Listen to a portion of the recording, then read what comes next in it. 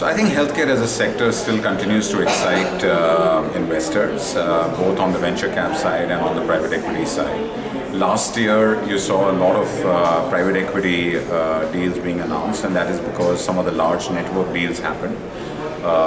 Now, if you look at the number of networks which are still there, or large-scale networks which are still there, which still are in the market for funding, there are a few of them. And so while some are being evaluated right now, but we will see momentum continuing to be there as far as the sector is concerned and as far as the sector's need for capital is concerned. I think what one is seeing right now is that at the early stage venture capital level, there are less number of deals which have got announced because there is a review happening around unit economics, around capital utilization, around the consumption pattern around some of these models, which was going to happen any which way. So I think what we're seeing is just the first half of the year right now, and there will definitely be a few more transactions which will come up during the second half of the year.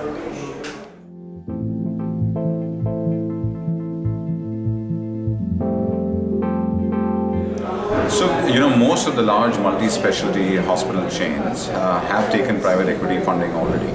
And so their cycle of investments has already happened. What we saw was that there are a lot of single specialty formats which had not got funded. And that is the reason now you're seeing the single specialty formats getting funded, whether it is oncology, mother and child, ophthalmology, dentistry.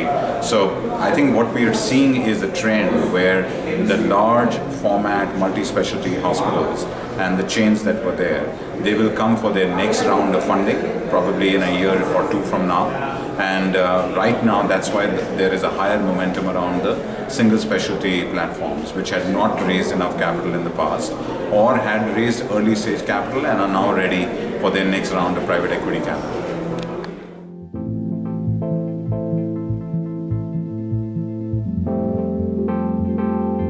Some of the key drivers when you look at a company and you look at the product or the services of the company are, number one, its future potential in terms of consumer demand around that product or the service. Number two is the ability of the management team to scale the company, and in terms of the bandwidth that sits inside the company today, or what can be done inside the company to improve its management bandwidth. The last but not the least, which is the most important, is its product profile. And how the product profile can be changed, tweaked, improved. Also, I think an element in terms of if it is infrastructure-led, how easy or difficult it is to create infrastructure around that service. So I think when you look at the sum total behind a company, the way that you put capital behind it is fundamentally a function of its product and its ability to execute. I think a lot of companies fail on the execution side because they have not put enough management talent, they have not put enough bandwidth inside the company, they have not put enough processes and protocols inside the company, and that creates it becomes difficult to sort of put capital behind those companies.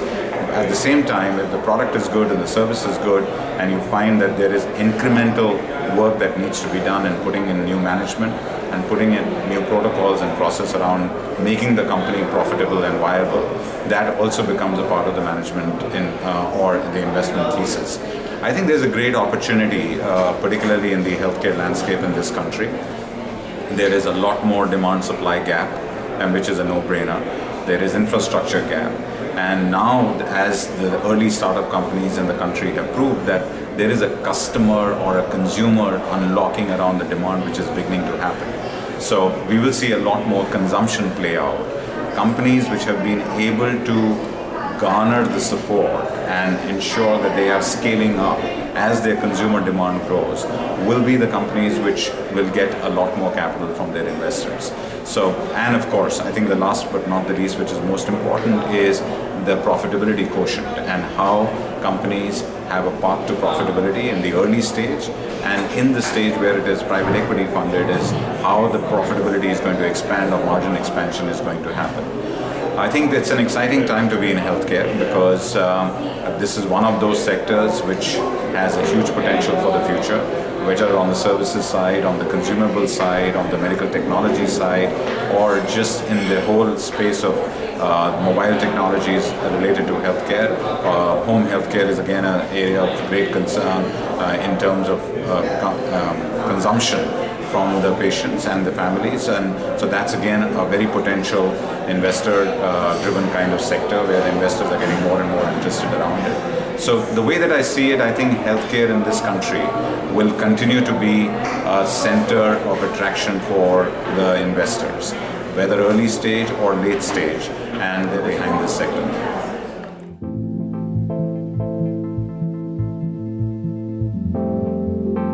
Multi-specialty formats. The multi-specialty formats tend to be capex heavy because every specialty needs its own capex, and because these formats need to be 250 beds, 300 beds, there's large capex which goes into the real estate too.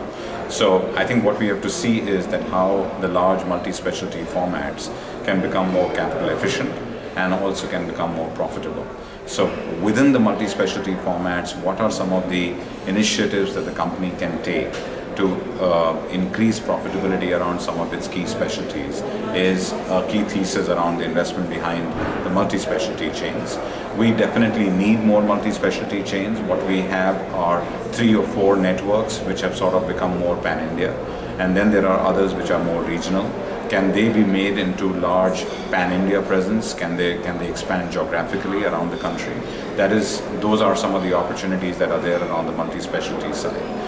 On the single specialty side, because it is capex light or asset light as we call it, and because a lot of expansion on the single specialty side can happen through the brownfield route, that is also one of the reasons why you're seeing a momentum on the single specialty side. Because what is currently getting proven is that if you have a single specialty model, the scale up of that model in terms of time horizon is much faster, because it does not have to go through a large capex around real estate and around the multi-specialty kind of a format.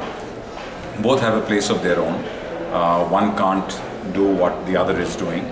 So I think both will run parallel, and the interest will be there around both of them. I think it's a question of return on capital and return on capital employed. So, and as ROCs get better for the multi-specialty formats, you will see a lot of momentum around that sector too. So,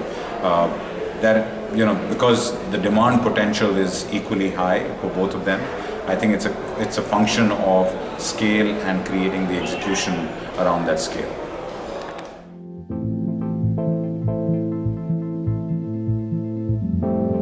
The last big merger that we saw in the healthcare delivery space was the 10 hospitals of Wockhardt getting acquired by Fortis Healthcare. We've not seen any large-scale merger after that one in 2009. I think what is important is that M&A or consolidation in this space is definitely going to happen over a period of time. I think the private healthcare sector in this country is still nascent in more ways than one, because if you go back into its history, it's about 25-30 years old, and while there are 2 or 3 large chains, the rest of them are geographical in nature. Over a period of time, if the geographical, the chains which are more concentrated in certain geographies, either they will have to grow within those geographies or they will have to grow beyond those geographies. If their aspirations are that they are not in a position to grow beyond their geography of influence, then probably they will get merged with some of the larger entities. So there is going to be a future possibility of M&A.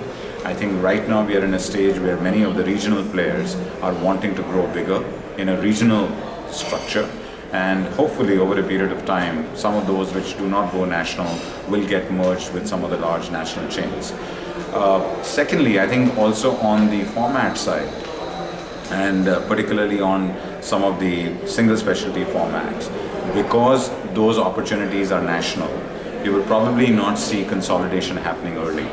They will play out just the same way as we have seen in the multi-specialty chains, that it's a function of them being in play for 10 years and 20 years to make them grow larger and bigger. So it's a function of time, and they have enough and more capital which is going to be available to them to grow in their size and stature. So I think for many of these consolidations to happen or play out, whether on the hospital side or on the diagnostic side, or even in the early stage companies, where some of them will probably not get enough capital for their next round and the round after that. So they will get merged with some of the others which have been able to show faster scale up. So we will see consolidation happening, but we will see it happening in bits and pieces rather than mega mergers happening right now, because the industry is still growing, and it is growing, and there is enough capacity for regional players and other national players to grow on their own. And probably when their growth slows down and when they believe that the next round of future growth will only come through a large scale acquisition is when you will see some big mergers happening.